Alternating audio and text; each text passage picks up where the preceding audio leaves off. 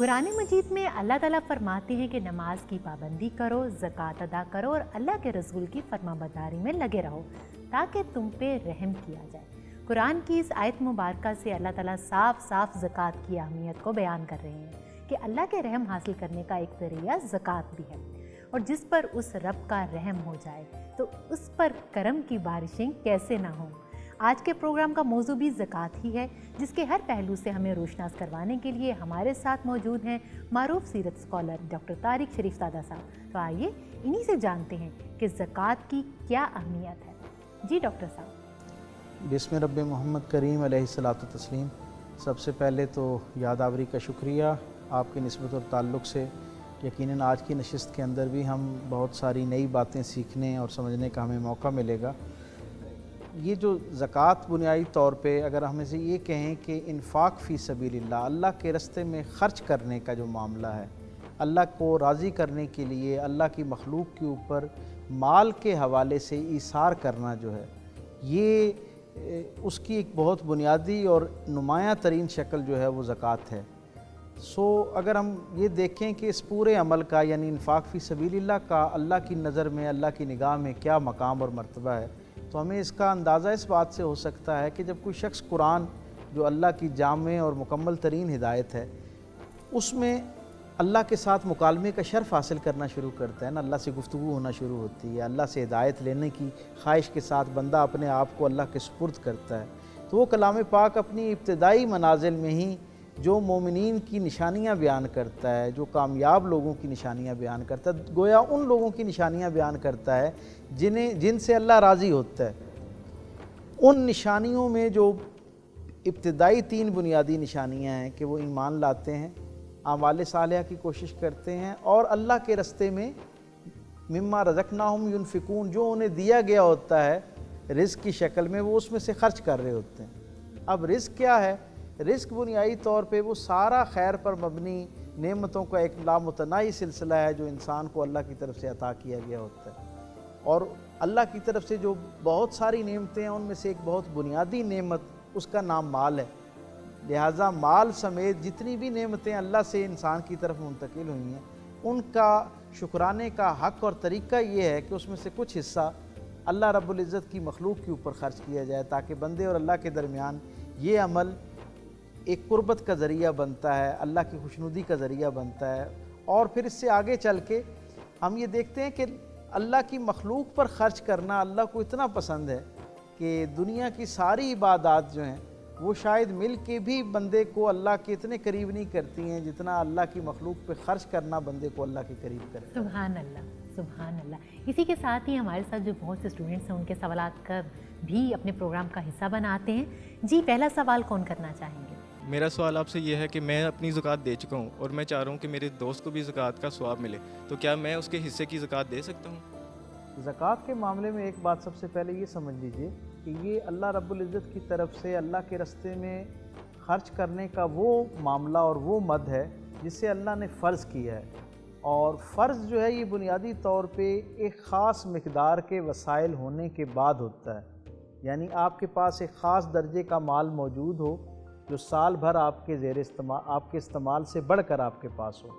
और फिर उसमें से जो इजाफ़ी माल है उसकी जो ज़कात है वो आप अदा करते हैं। तो जैसे आपने कहा कि आप अपनी अदा कर चुके हैं, तो एक ख़ास मद से ज़्यादा आपके पास माल होगा, यकीनन उस वक्त आप अपनी ज़कात अदा करते हैं। जब आप अपने दोस्त के बारे में ये इरादा करते हैं कि उसे भी सवाब में शरीक किया जाए, तो ज़कात में इसलिए आप उसे शरीक नहीं कर सकते क्योंकि ज़कात तो जब उसके अपने पास माल एक निसाब से बढ़कर होगा, एक ख़ास मिक़दार से बढ़कर होगा, तो फिर उसके ऊपर ज़कात आएगी। आप उसकी तरफ से ज़कात तो नहीं अदा कर सकते, क्योंकि ज़कात तो तब अदा होगी जब एक ख़ास दर्जे का उसके पास माल मौजूद होगा और उस माल से इजाफ़ी माल जो है वो गोया अल्लाह के रस्ते में ख़र्च करेगा, तो वो तो खालिसतन उसने खुद करना है। जैसे नमाज आम हालात में एक आदमी दूसरे आदमी की जगह नहीं पढ़ सकता, इसी तरह ज़कात भी जिस आदमी की है वो ही अपने माल में से अदा करेगा, क्योंकि ज़कात अपने माल में से अल्लाह की बारगाह में माल पेश करने का अमल है। अलबत्ता ये हो सकता है कि आप अपने दोस्त को इस अजर में शरीक करने के लिए, इस नेकी और इस खैर का, क्योंकि बहुत बड़ा सवाब और अल्लाह के यहाँ पसंदीदगी है, इसमें शामिल करने के लिए आप सदकात नाफिला जो हैं,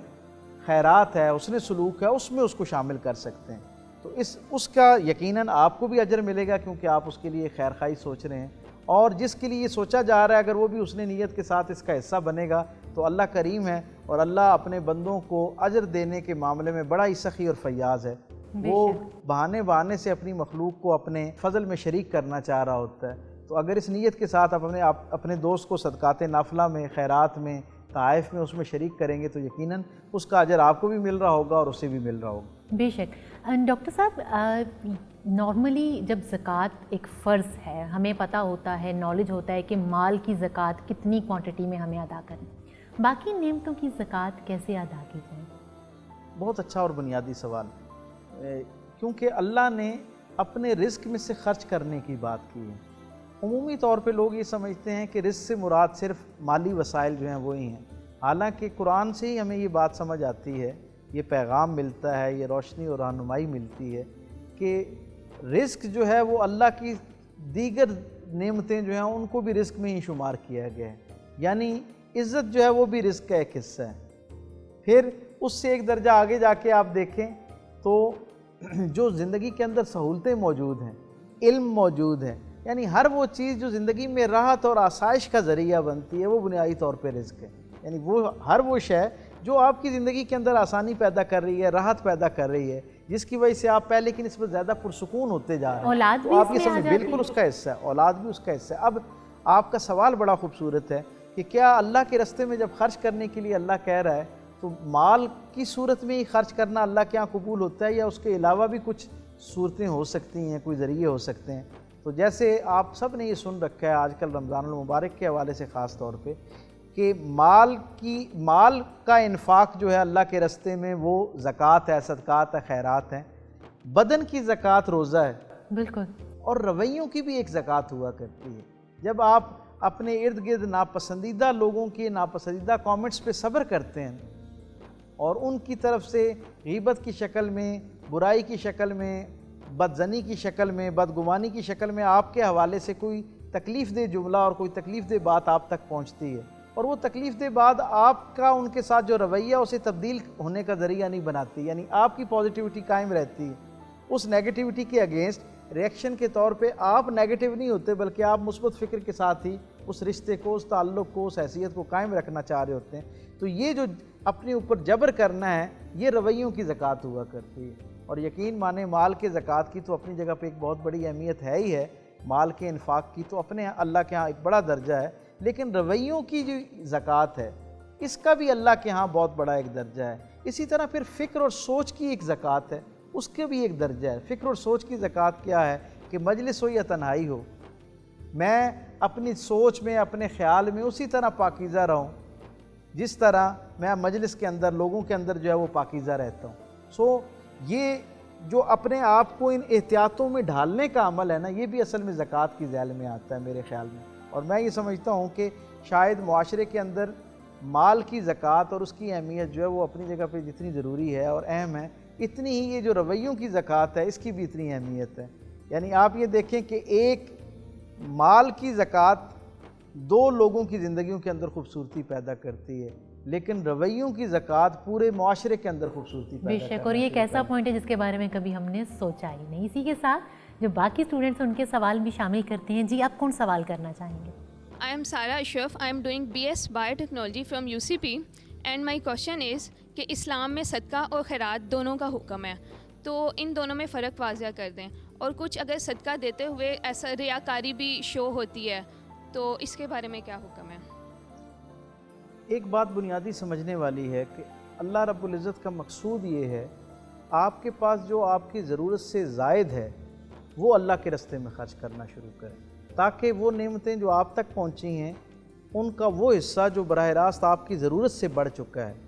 وہ نعمت دوسرے تک پہنچ جائے، تاکہ اس کی زندگی کی جو بنیادی ضرورتیں اور تقاضے ہیں وہ بھی پورے ہونا شروع ہو جائیں۔ اسی مد میں کچھ چیزیں صدقہ اور خیرات کی جو بنیادی تقسیم ہے نا، اللہ جب اپنے راستے میں خرچ کرنے کی بات کرتا ہے تو کچھ چیزیں صدقات واجبہ میں شامل ہیں، کچھ چیزیں صدقات نافلہ میں شامل ہیں۔ صدقات واجبہ وہ ہیں جو ہر قیمت آپ نے دینی ہے، مثلا جیسے زکوٰۃ کی ایک مقدار معین ہے، جب ایک خاص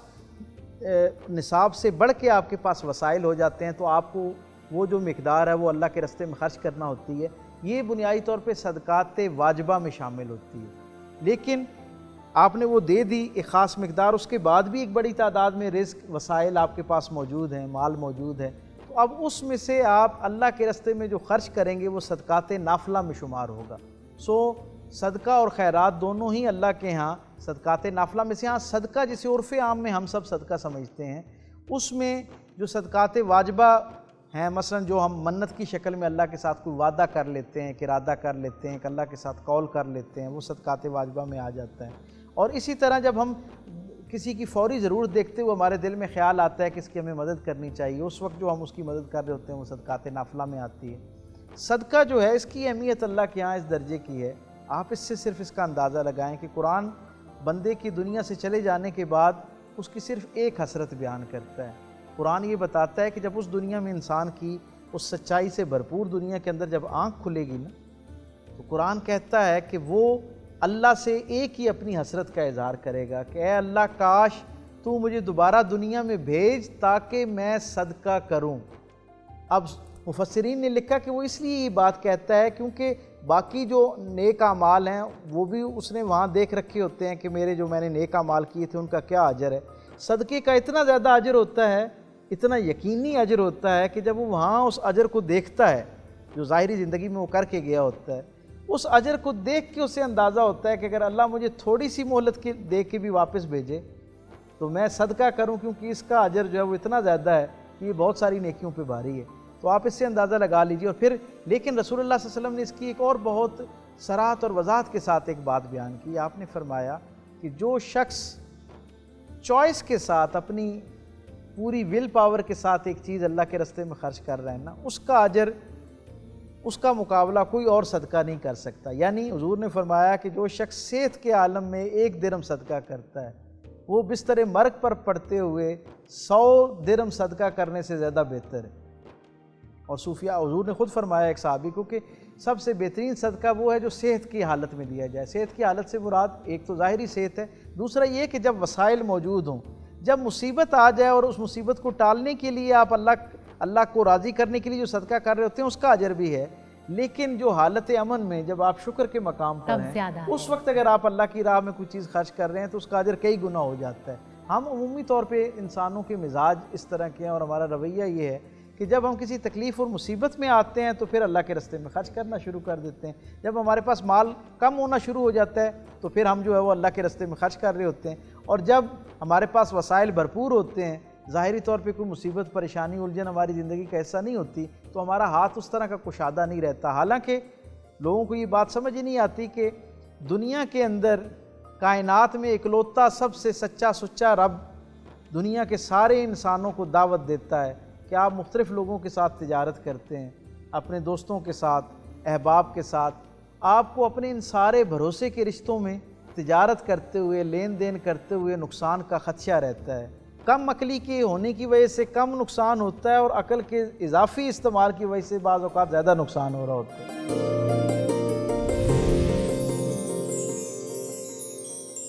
ہماری زندگیوں میں کئی مثالیں ایسی موجود ہیں کہ باپ کو بیٹے سے نقصان ہو جاتا ہے، بیٹے کو بھائی سے نقصان ہو جاتا ہے، ماں کو اپنی بیٹی سے نقصان ہو جاتا ہے۔ ہر رشتے میں تجارت کرتے وقت نقصان کا ایک دھڑکا اور خدشہ موجود ہوتا ہے۔ کائنات کا سب سے سچا اور سچا رب یہ کہتا ہے کہ آؤ میرے ساتھ تجارت کرو، جو میرے ساتھ تجارت کرتا ہے میں اس کے مال کی حفاظت بھی کرتا ہوں اور اس کے نفع کی حفاظت بھی کرتا ہوں۔ سبحان اللہ۔ تو آپ اس سے اندازہ لگائیں کہ انسانوں کی بے خبری کا کیا عالم ہے کہ وہ ہر اجنبی کی چند آفرز کو دیکھتے ہوئے اس کے ساتھ، جیسے وہ ذاتی حیثیت میں نہیں جانتے، اس کے ساتھ بھی تجارت کرنے کو تیار ہو جاتے ہیں۔ لیکن وہ جو سب سے بھروسے والا رب ہے، جو کبھی اپنی بات سے اپنے کلمے سے کو واپس نہیں لیتا، کبھی اپنی بات سے پیچھے نہیں ہٹتا، وہ جب تجارت کے لیے آفر کرتا ہے اور اس تجارت پہ یقینی نفع کی بشارت سناتا ہے، ہم اس وقت اپنے مال کو اس کے راستے میں خرچ کر کے اس کے ساتھ تجارت نہیں کر رہے ہوتے۔ تو یہ ایک ہماری عقلی مجبوری کہہ لیں یا ہماری عقلی بدبختی کہہ لیں کہ وہ جو سچا سچا سب سے یقینی نفع دینے والا رب ہے، اس سے تجارت کرتے ہوئے ہم گریز اور خدشے کا شکار ہوتے ہیں۔ کم عقلی بھی کہہ لیں اس کو، کم عقلی بھی کہہ لیں۔ یقیناً یہ کم عقلی ہے، کیونکہ انسان بہت سارے معاملات میں عقل کے ہاتھوں پچھتاوے کا شکار ہوتا ہے۔ عمومی طور پہ ہم یہ سمجھتے ہیں نا کہ عقل استعمال نہ کرنے سے بندہ پچھتاوے کا شکار ہوتا ہے، لیکن جب آپ انسانی تاریخ اور مزاج کا اندازہ لگائیں تو آپ کو پتہ چلے گا کہ بہت ساری ایسی باتیں ہیں جن میں انسان یعنی جو کم عقلی کے ہونے کی وجہ سے کم نقصان ہوتا ہے اور عقل کے اضافی استعمال کی وجہ سے بعض اوقات زیادہ نقصان ہو رہا ہوتا ہے۔ بے شک جی، اگلا سوال کون کرنا چاہیں گے؟ میرا نام سیدہ زارا علی ہے، میں PGC میں پڑھتی ہوں۔ ڈاکٹر صاحب، جو حدیث مبارکہ ہے کہ تحفے دو تحفے لو تو اس سے محبت بڑھتی ہے، وہ تحفہ جو رشوت کی شکل میں دیا جاتا ہے اس کی شرعی حیثیت کیا ہے؟ رسول رحمت صلی اللہ علیہ وسلم کی زندگی کو جب ہم دیکھتے ہیں تو اس میں جہاں اور بہت ساری خوبصورتیوں کے جہان آباد ہیں، وہاں ہم تک ایک یہ خوبصورتی اور سچائی بھی پہنچتی ہے کہ آپ تحفے دینا اور تحفے لینا دونوں کو بہت پسند فرماتے تھے۔ یعنی رسول اللہ صلی اللہ علیہ وسلم کو جب کوئی تحفہ دیتا تو آپ اسے بہت خوش دلی کے ساتھ قبول بھی فرماتے اور پھر پورے اہتمام کے ساتھ، بلکہ اس سے بڑھ کے اہتمام کے ساتھ تحفوں کا جو ہے وہ بدلاؤ بھی کرتے تھے، بدلاوا بھی کرتے تھے، اپنی طرف سے بھی تحفے جو ہے وہ لوگوں کو عنایت کیا کرتے تھے۔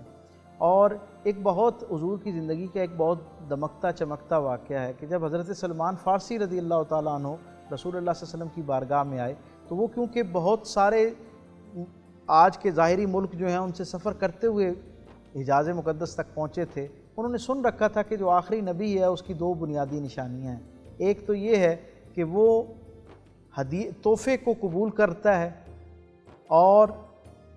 خیرات کو یا جو اس مد میں دی گئی چیز ہوتی ہے، اجرت کی مد میں دی گئی چیز ہوتی ہے، اسے قبول نہیں کرتا۔ آخری نبی کی یہ نشانی ہوگی۔ اور دوسرا یہ ہے کہ اس کے پشت مبارک کے اوپر مہر نبوت ہوگی۔ آپ نے یہ اپنے بزرگوں سے سن رکھا تھا اور اسی دو بنیادی جو کہہ لیں کہ جو بنیادی پرکھ تھی اس کو اپنے ساتھ لے کے سفر میں تھے اور دل میں تمنا تھی کہ اللہ کا آخری نبی جو ہے اس کا دیدار ہو۔ وہ چلتے چلتے مقدس گھڑی آ پہنچی جس وقت وہ رسول اللہ صلی اللہ علیہ وسلم کے بالکل سامنے بیٹھے، نبی مکرم علیہ الصلوۃ والتسلیم وہاں موجود تھے، آپ سامنے آئے، اجنبی تھے، پہلی ملاقات تھی تو کھجوریں پیش کی۔ رسول اللہ صلی اللہ علیہ وسلم نے فرمایا، اور یہ اس سے بڑھ کر ایک راز کی اور خیر کی بات آپ کو بتاؤں کہ وہ اتنے بے چین تھے کہ مدینے کے انہیں جب پتہ چلا کہ حضور کا جو آخری نبی کا جو ظہور ہونا ہے وہ کھجوروں والی سرزمین پہ ہونا ہے، تو انہوں نے مدینے کے گرد و نواح میں تجارت وہ اپنی جو ہے وہ روزگار کے لیے ملازمت اختیار کر لی۔ آپ کھجوروں کی ایک درخت کے اوپر چڑھ کے اتار رہے تھے کھجوریں کہ اچانک کسی آدمی نے آپ کو یہ خبر دی کہ مکے کی جانب سے ایک ایسی ہستی مدینے کے اندر داخل ہوئی ہے جو آخری نبی ہونے کا دعویٰ کرتی ہے۔ آپ نے یہ بات سنی اور فوراً وہاں سے چھلانگ لگائی، جو خوشہ آپ کے ہاتھ میں تھا بس اسی کو رکھا، باقی کو چھوڑ دیا اور دوڑتے ہوئے حضور کی بارگاہ میں پہنچے۔ وہ خوشہ لے کر آئے اور رسول اللہ صلی اللہ علیہ وسلم کے سامنے پیش ہوئے۔ حضور نے پوچھا یہ کیا چیز ہے؟ تو انہوں نے کہا کہ بس میں نے یہ سوچا تھا کہ یہ کسی کو میں جو ہے نا وہ پیش کر دوں۔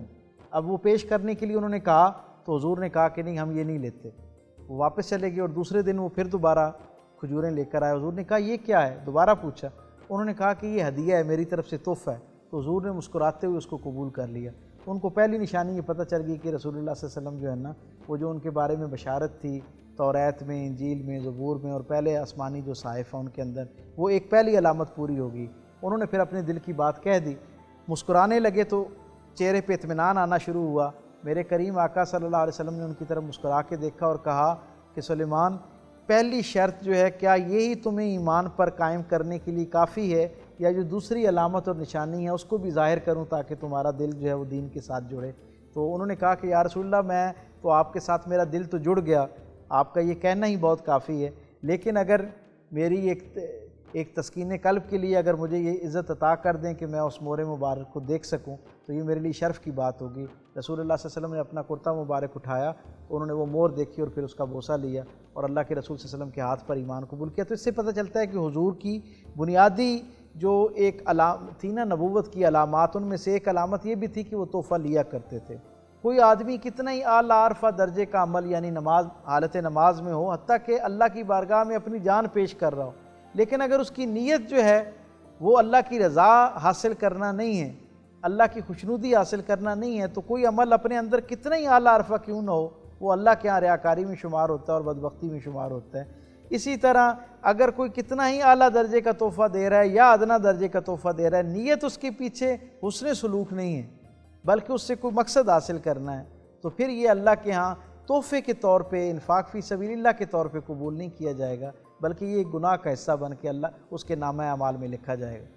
میرا نام سیدہ فاطمہ علی ہے اور میں PGC کی اسٹوڈنٹ ہوں۔ ڈاکٹر صاحب، میرا آپ سے یہ سوال ہے کہ زکوٰۃ اللہ تعالیٰ نے ہم سب پہ فرض کی ہے، اس کے سماجی پہلو پہ ذرا روشنی ڈالیں۔ زکوٰۃ کے بارے میں بہت وضاحت کے ساتھ اس کا مقصود جو ہے وہ بیان کر دیا گیا کہ یہ تمہارے امیروں سے لی جائے گی اور تمہارے غرباء میں تقسیم کی جائے گی۔ اس کا تصور ہی یہ ہے کہ معاشرے کے اندر وہ محروم طبقات جو وسائل کی وجہ سے پریشانی کا شکار ہیں، اور یہ پریشانی ان کی اس درجے تک بڑھ گئی ہے کہ باوجود ساری محنت، کوشش، کاوش کے وہ اپنے ان سماجی مسائل سے، معاشی مسائل سے اپنے آپ کو باہر نہیں نکال پا رہے،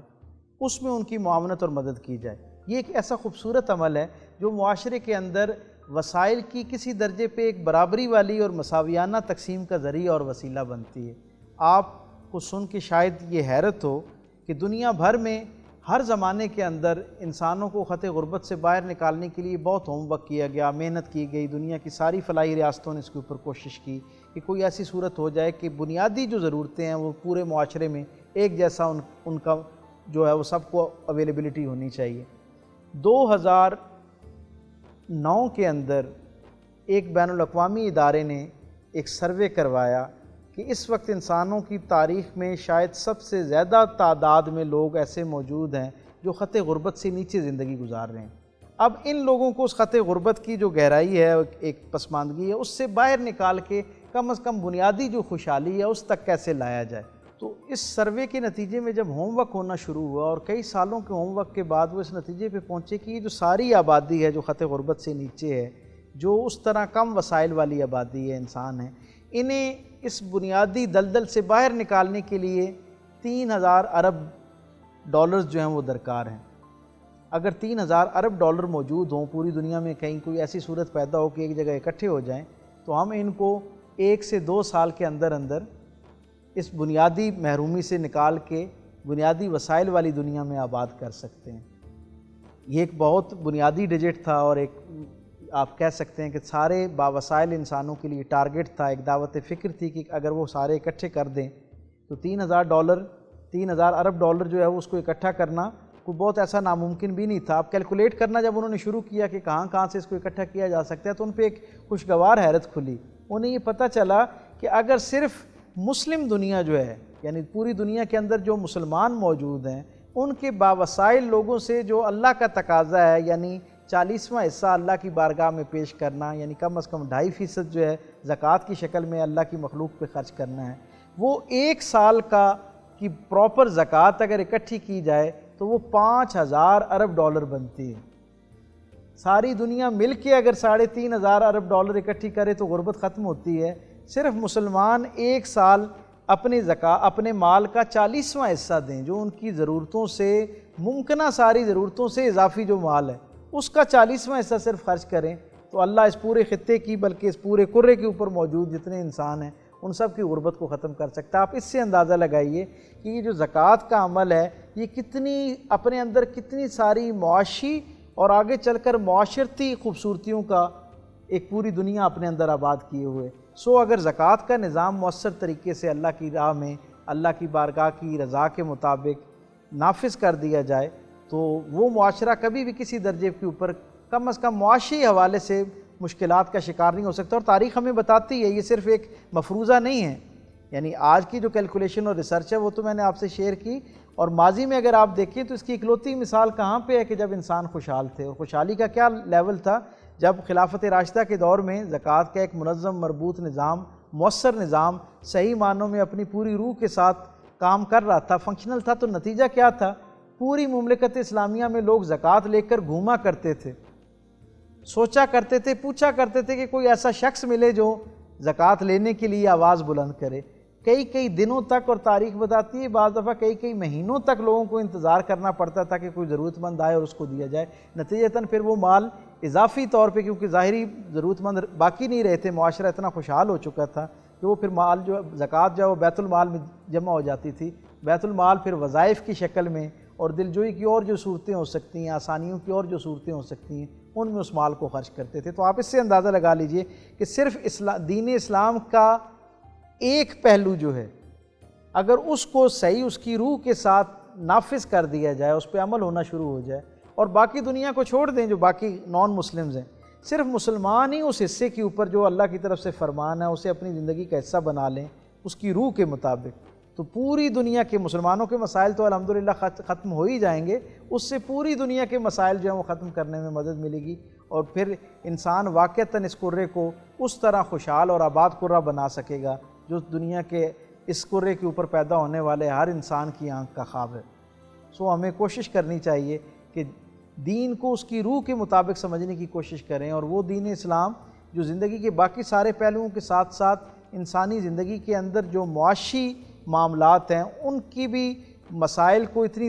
بہت باریکی کے ساتھ نہ صرف دیکھتا ہے بلکہ اس کا حل عطا کرتا ہے، ان خوبصورتیوں کو اپنی زندگی کے اندر آباد کرنے کی کوشش کرنی چاہیے تاکہ ہماری زندگیاں بھی اس سے معطر اور منور ہوں، اور ہم سے وابستہ ہمارے ارد گرد میں جو رہنے والے لوگ ہیں ان کی زندگیاں جو ہیں ان کے اندر بھی آسانیاں اور خوشحالیاں پیدا ہوں۔ اللہ تعالیٰ آپ کو اور مجھے دین کی صحیح فہم عطا فرمائے، اور پھر اس فہم کے ساتھ ساتھ اس خوبصورتی کو، اس نور کو اپنی زندگیوں کے اندر اپنے عمل میں ڈالنے کی توفیق عطا فرمائے۔ آمین۔ بہت شکریہ ڈاکٹر صاحب۔ اسی کے ساتھ ہی ہمارے آج کے پروگرام کا وقت ختم ہوا چاہتا ہے۔ امید کرتی ہوں کہ آج کی اس نشست میں آپ زکوٰۃ کے ہر پہلو سے بہت اچھے سے واقف ہو چکے ہیں۔ اپنی میزبان سہیرا ساجد کو دیجیے اجازت، انشاءاللہ ملاقات ہوگی جستجو کی ایک نئی نشست کے ساتھ۔ اپنا بہت سا خیال رکھیے، دیکھتے رہیے ڈسکور اسلام، اور ہمیں اپنی قیمتی رائے سے آگاہ کرنا مت بھولیے گا۔ اللہ نگہبان۔